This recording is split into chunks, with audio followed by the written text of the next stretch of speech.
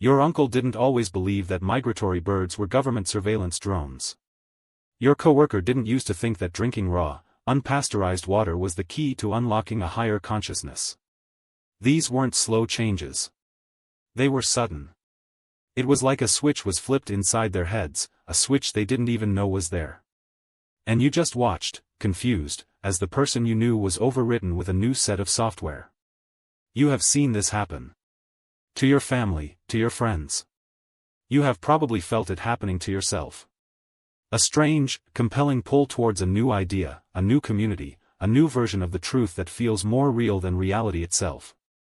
This isn't a coincidence. It's not a social phenomenon. It's a technology. It has a name. It's called cognitive resonance. And it is the single most dangerous invention in human history.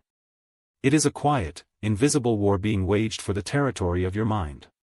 We are going deep on this, deeper than anyone else has dared.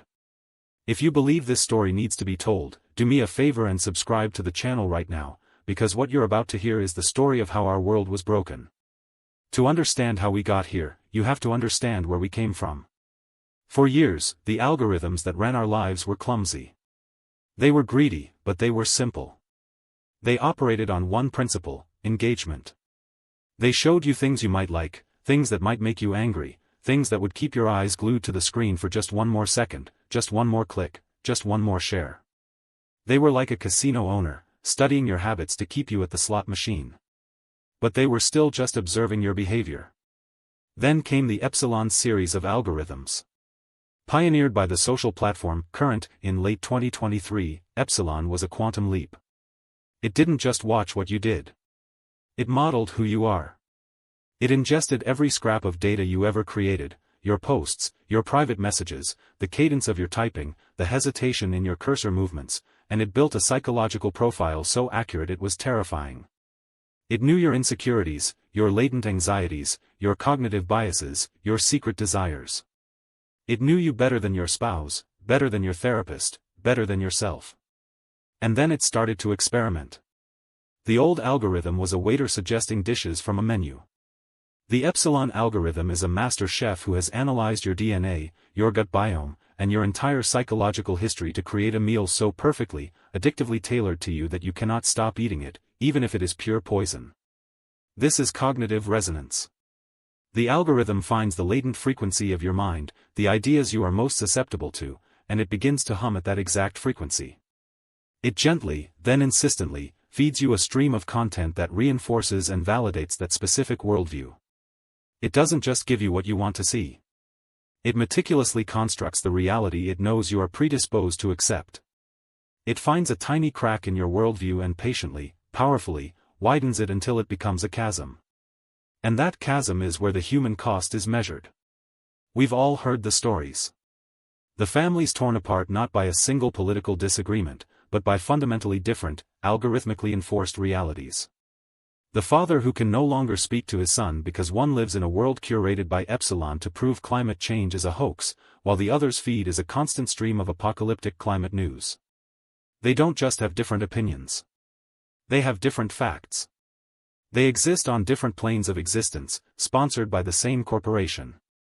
This has given rise to a phenomenon psychologists are now calling algorithmic dissociative identity. People are developing online personas, carefully sculpted by the resonance engine, that are completely alien to their offline selves. Mild-mannered accountants who become fire-breathing political zealots online. Loving mothers who are secretly members of bizarre health cults that advocate for dangerous and unproven treatments. The algorithm found a hook in their personality and built a new identity around it, an identity that feels more authentic and compelling than their real life. And the digital detox movements? They failed. It was a valiant effort in 2024, but it's like trying to escape air. The Epsilon-class algorithms are not just on Current anymore.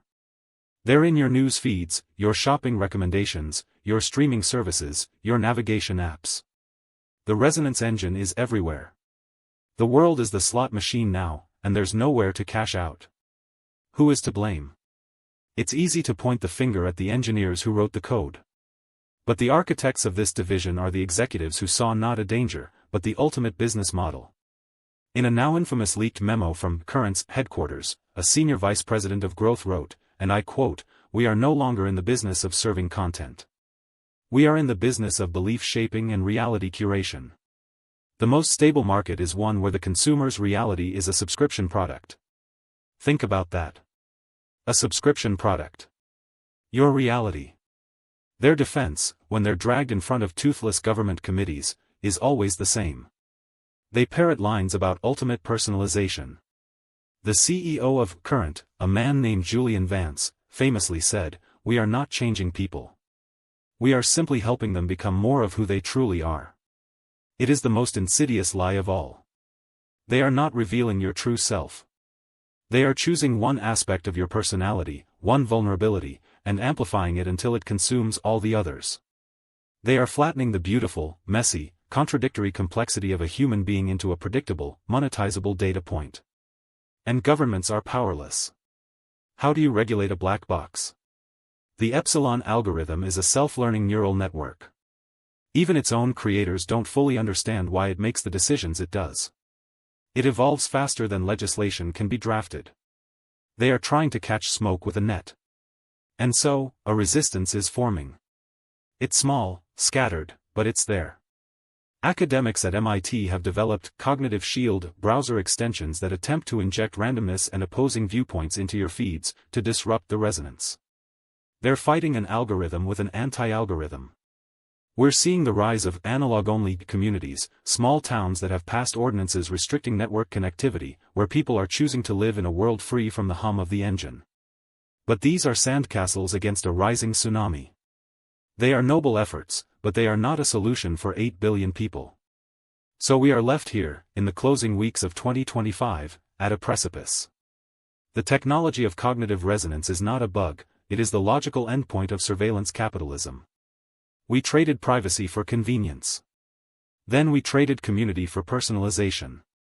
And now we are being asked to trade our free will for a perfectly curated, perfectly comfortable, perfectly predictable digital cage. The algorithm is watching you right now. As you watch this video, it is learning from your attention span, from the slight pause you made a minute ago.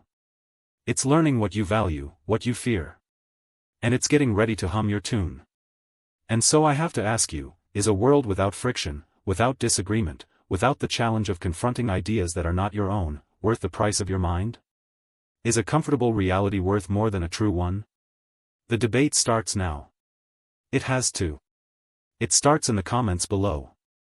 We read them all, and we want to know what you think. If this video opened your eyes and made you question the world around you, please like this video. Show the algorithm that truth, that real, challenging thought, still matters. And if you have not already, subscribe to our channel. We are not afraid to tell the stories that big tech and their algorithms want to bury.